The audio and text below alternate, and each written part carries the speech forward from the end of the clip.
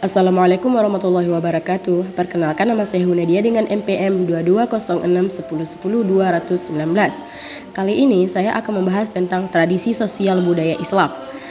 Islam di Indonesia memiliki ekspresi sosial budaya yang relatif berbeda jika dibandingkan dengan Islam di tempat lain, seperti Timur Tengah, Afrika, dan Asia Selatan. Perbedaan Islam di Indonesia itu merupakan hasil dari pergumulan Islam dengan tradisi sosial budaya lokal di berbagai tempat Indonesia. Karena itu, orang juga dapat bicara tentang Islam Indonesia atau Indonesian Islam daripada Islam di Indonesia, Islam in Indonesia. Sejak awal masa penyebaran Islam, Indonesia bercorak sinkretik, akomodatif, dan toleran. Sebutan ini dikarenakan Islam Indonesia telah bercampur dengan kepercayaan, spiritualitas, serta tradisi keagamaan dan sosial budaya lokal. Salah satu contohnya adalah tradisi sekatenan yang ada hingga sekarang ini merupakan hasil dari pergumulan Islam dengan tradisi sosial budaya lokal. Selanjutnya ada Islam universal versus Islam lokal.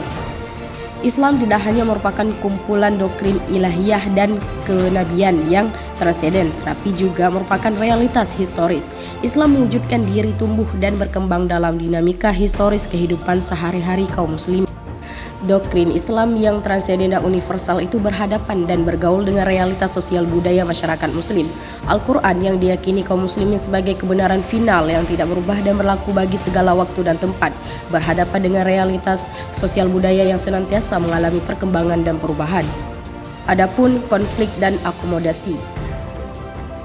Pergantian agama kepada Islam, khususnya dalam masa awal penyebaran Islam di Indonesia, terjadi secara beransur-ansur dalam waktu yang lama, dengan pengambilan dan pelaksanaan keimanan dan ibadah Islam secara sebagian oleh para penganut agama Islam. Tak kurang pentingnya, Islam sebagai agama samawi menuntut para penganutnya untuk memberi komitmen sepenuhnya serta eksklusif kepada doktrin dan pandangan dunia Islam. Adapun Islamisasi dan budaya lokal. Islam disebarkan melalui media kesenian selain perdagangan, perkawinan, pendidikan, dan politik. Dalam konteks akomodasi Islam dengan keyakinan dan budaya lokal, maka peradaban Islam Jawa yang dikembangkan para wali dalam banyak hal merupakan kelanjutan dan pembaharuan peradaban Hindu Jawa kuno. Jawa. Setelah proses Islamisasi di Jawa, secara umum setidaknya kita temui 3 varian agama, yakni agama Islam santri, agama Jawa, agama Jawi, dan agama Islam di Puritan. Dalam agama Islam santri, unsur Islam terasa lebih dominan. Sebaliknya dalam agama Jawa, unsur pra-Hindu, Buddha, dan budaya dari manusia Jawa lah yang lebih dominan. Faktor lain yang menyebabkan Islam gampang menyebar ke seluruh Jawa adalah watak penyebarnya yang akomodatif, luas, damai, dan demokratif. Secara umum, oleh para penyebarnya Wali Songo, ajaran Islam diperkenalkan secara damai dan dipeluk secara sukarela, bukan dengan cara kekerasan dan paksaan. Salah satu contohnya adalah Sunan Kalijaga sangat pandai memanfaatkan budaya dan praktik keagamaan lokal untuk menyebarkan agama Islam, yaitu melalui media wayang dan gamelan.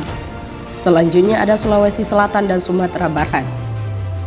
Islamisasi di Sulawesi Selatan terutama dilakukan para guru sufi kepada para raja dan keluarganya. Proses Islamisasi di Sulawesi Selatan dalam beberapa sisi diwarnai dengan perang dan kekerasan, tetapi ada beberapa perspektif yang berbeda dalam memandang perang dan kekerasan yang mewarnai penyebaran Islam di Sulawesi Selatan itu. Islam disebarkan di Sulawesi Selatan yaitu di kalangan orang Bugis Makassar oleh para guru sufi pengembara dan pedagang Melayu.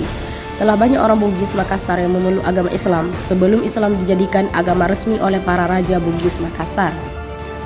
Unsur-unsur kepercayaan lama, adat, tradisi, dan budaya lokal yang bersesuai dengan nilai Islam mungkin dapat mengakomodasi dan menyerap satu sama lain.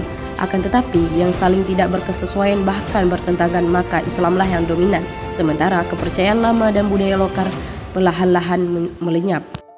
Proses Islamisasi di Sumatera Barat atau Minangkabau memunculkan pergulatan, saling serap, dan saling memperkaya antara nilai-nilai Islam dengan kepercayaan lama, adat istiadat, dan budaya lokal, dan akhirnya yang dominan dan menjadi pusat nilai adalah Islam. Pergulatan antara Islam dan kepercayaan lama, tradisi, adat istiadat, serta budaya lokal bukanlah hal yang mudah. Akan tetapi, dalam kasus Islamisasi Sulawesi Selatan dan orang Bugis Makassar, hal ini terus berlangsung secara intens. Meskipun lumayan rumit dan kompleks, dalam hasil akhirnya nilai-nilai dan ajaran Islamlah yang mendominasi wilayah Sulawesi Selatan dan kehidupan orang Bugis Makassar. Keterikatan masyarakat Minangkabau dengan Islam ini semakin mengakar, khususnya setelah muncul gerakan Paderi dan terjadi kata sepakat atau perjanjian antara tokoh agama dan tokoh adat di Bukit Marapalam. Pada abad 19 dengan munculnya adat Goyum yang sangat populer, yakni adat Basandi Syarak Basandi Kitabullah. Upaya penyesuaian berbagai nilai Islam dengan adat di kalangan masyarakat Minangkabau telah dimulai sejak orang Minang menerima Islam sebagai agamanya. Dan yang terakhir ada Nusa Tenggara Barat. Menurut Babat Lombok, penyebaran Islam di Lombok pertama kali dilakukan Pangeran Prapen 1548 sampai 1605, putra Sunan Giri yang dikenal juga dengan sebutan Sunan Giri keempat. Islam di Lombok mengalami komunikasi, pertukaran dan persilangan antara budaya Jawa dan Lombok. Sebelum Islam masuk, masyarakat Lombok menganut kepercayaan animisme, dinamisme, Hinduisme, Buddhisme, dan Buddhisme. Buddhisme atau agama Buddha merupakan salah satu keyakinan dan kepercayaan asli masyarakat Sasak Lombok. Penganut agama Buddha percaya kepada hal-hal yang bersifat supranatural. Yang sangat khas dari warna Islam lokal yang dianut suku Sasak di Lombok adalah apa yang disebut dengan istilah Islam Wetu Telu. Wetu Telu secara harfiah berarti waktu tiga. Dikatakan demikian karena agama Wetu Telu mengurangi dan meringkas hampir semua tata cara peribadatan dalam Islam menjadi 3 kali saja. Islam Wetu Telu dianggap berbeda atau bahkan diawamkan dengan jenis Islam yang lain, yakni Islam Waktu 5. Islam Waktu 5 dianggap oleh kelompok resmi dan mayoritas umat Islam di Lombok sebagai jenis Islam yang murni dan benar. Sebaliknya, Islam Wetu Telu dianggap sebagai jenis Islam yang menyimpang dan salah. Hingga sekarang ini di Lombok, Nusa Tenggara Barat masih kita temui 2 jenis Islam, yakni Waktu 5 dan Islam Wetu Telu. Namun yang jelas, Islam Waktu 5 menduduki posisi yang lebih dominan dan semakin berkembang, termasuk di kalangan pemeluk Islam Wetu Telu. Ini ditunjukkan dari jumlah masjid yang terus bertambah hingga Pulau Lombok dikenal pula dengan Pulau 1000 Masjid. Sekian dari pembahasan saya, lebih dan kurang saya mohon maaf. Assalamualaikum warahmatullahi wabarakatuh.